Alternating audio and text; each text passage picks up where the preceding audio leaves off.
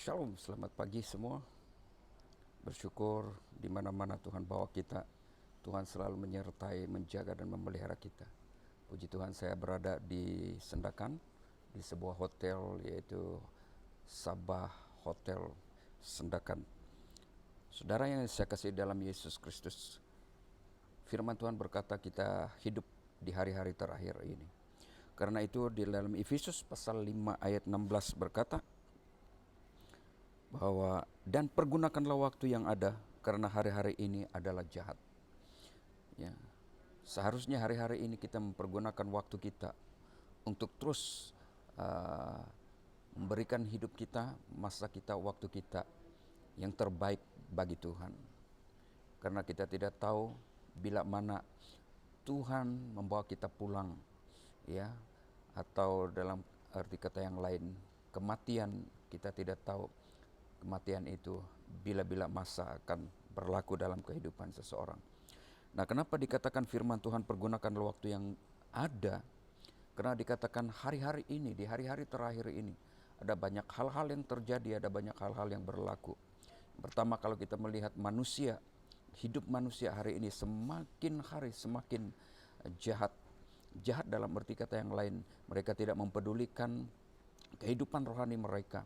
Mereka mulai melupakan Tuhan. Mereka yang dulu pernah melayani Tuhan dengan bergairah, bersemangat, mulai tawar hati terhadap hal-hal rohani, mulai beralih kepada hal-hal dunia ini. Itu dikatakan dalam 2 Timotius pasal 3, di mana hari-hari terakhir keadaan hidup manusia semakin sulit.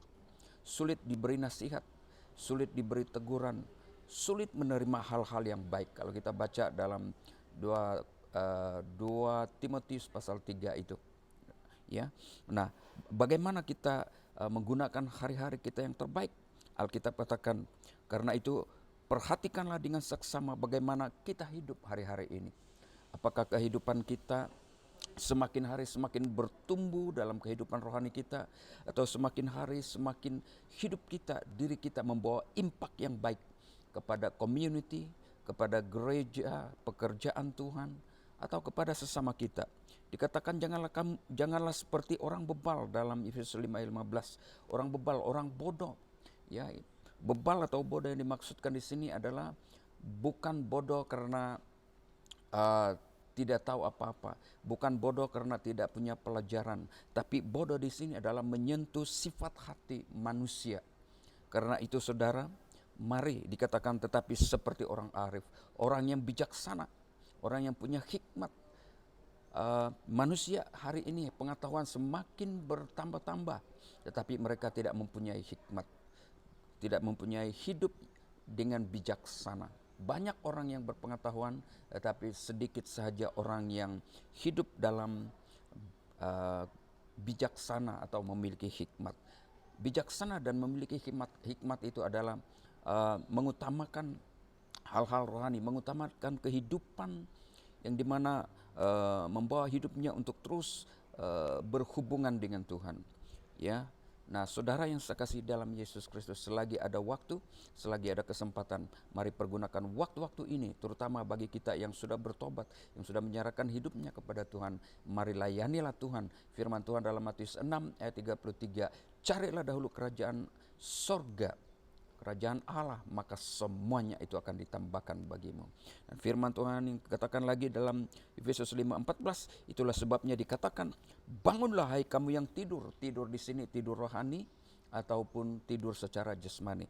Tidur yang dimaksudkan di sini adalah tidur rohani. Kalau kita hari ini kehidupan rohani kita tidur, dan dikatakan firman Tuhan, bangkitlah dari antara orang mati.